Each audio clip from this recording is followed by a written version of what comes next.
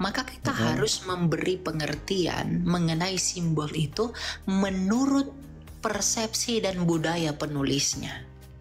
Siapa yang tulis kitab Wahyu itu? Rasul Yohanes. Lalu itu orang apa? Orang Yahudi.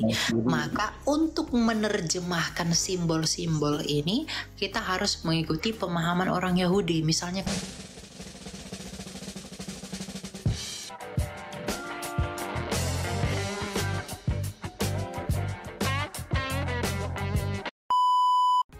anak domba. Jadi memang yang dimateraikan itu ada umat perjanjian lama yaitu bangsa Israel dan juga umat perjanjian baru yaitu kumpulan orang banyak tadi.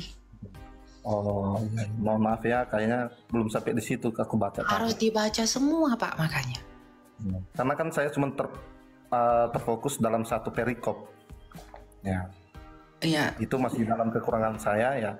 Nah, yang kedua pertanyaan saya, di dalam pengertian-pengertian di sini kebanyakan simbol yang ditunjukkan di Wahyu ini kan oleh Tuhan kepada Rasul Yohanes.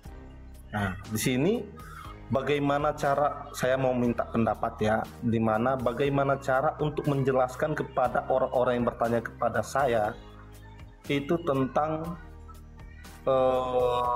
Wahyu ini, karena kebanyakan di sini adalah simbol. Contohnya, justru karena Wahyu itu adalah simbol, maka kita harus memberi pengertian mengenai simbol itu menurut persepsi dan budaya penulisnya. Siapa yang tulis kitab Wahyu itu? Rasul Yohanes. Lalu itu orang apa? Orang Yahudi. Maka untuk menerjemahkan simbol-simbol ini, kita harus mengikuti pemahaman orang Yahudi. Misalnya ketika Rasul Yohanes menuliskan perempuan dengan 12 matahari di atas kepalanya, dia berselubungkan matahari dan ada naga mengejar dia. Lalu orang membayangkan ada naga betulan, ada perempuan dengan 12 matahari. Enggak. Perempuan di sana adalah gereja, karena di dalam Hosea umat Israel itu dipandang sebagai mempelai perempuan. Naga itu adalah simbol setan, anak laki-laki itu adalah orang kudus. Gitu. Padang gurun itu adalah tempat perhentian yang Tuhan sediakan. 666 itu gematria Ibrani, 144.000 itu juga gematria. Dan lain sebagainya. Jadi kalau mau 7 sangkakala, 7 cawan, 7 meterai, 7 itu kan artinya bukan arti ya, tapi itu angkanya Allah. Kenapa harus dikelilingi 7 kali di Yeriko? Kenapa si Naaman dipermandikan oleh perintah dari Elisa harus 7 kali?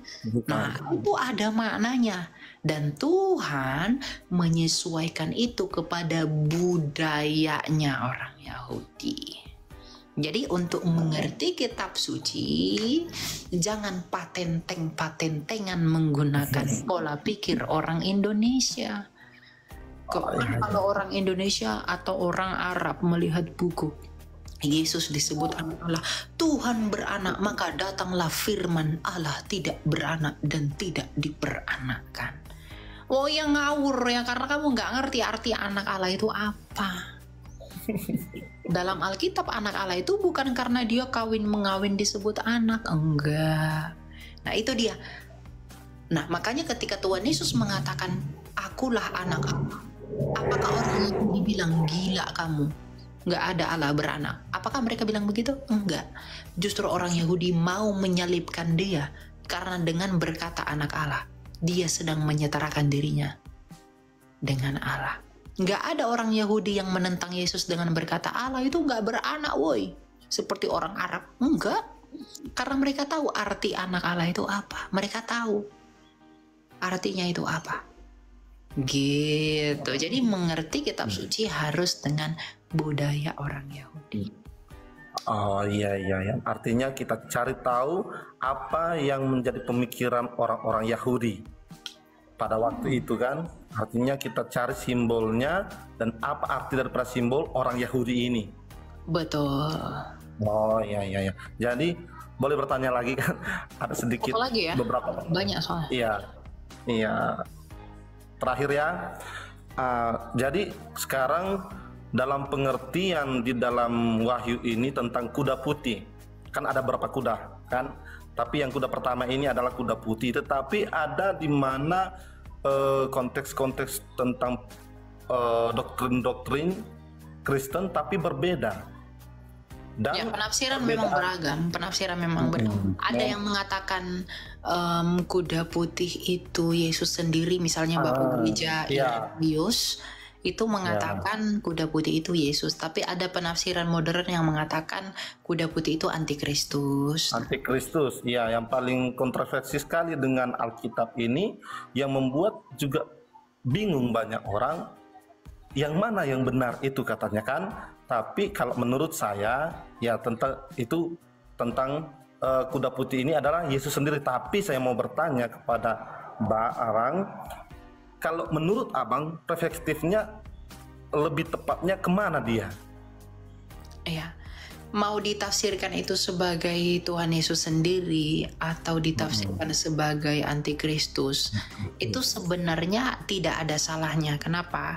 Karena perspektif dan dasar penafsiran yang mereka pakai itu berbeda. Ya, jadi saya mau dikatakan itu karena gini, ada kuda putih, ada kuda kuning, merah padam ya.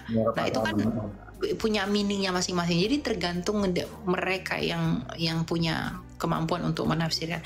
Tapi saya lebih percaya kepada penafsiran purba.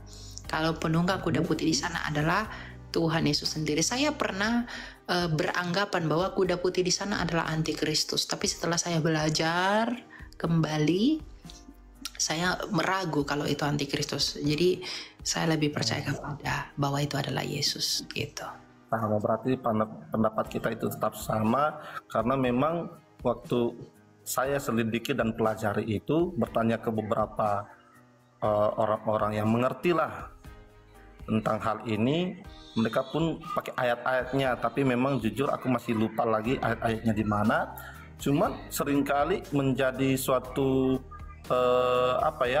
senjata yang seakan-akan ditodong kembali kepada saya, karena pemikiran-pemikiran orang ternyata berbeda-beda, apalagi pendapat-pendapat yang menjatuhkan saya sebenarnya.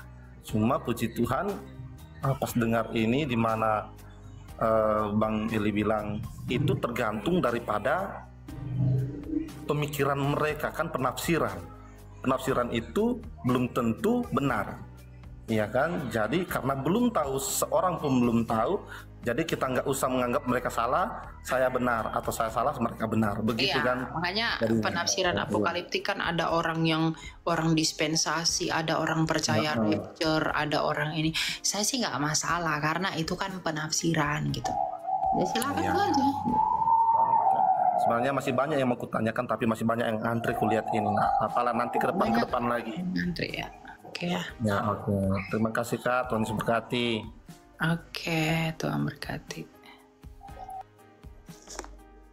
Jadi emang banyak ya, penafsiran tuh bermacam. Tapi itulah, Tuhan berfirman kepada Daniel bahwa pengetahuan akan bertambah. Jadi kita sedang menunggu pengetahuan yang sempurna untuk menjawab semuanya itu.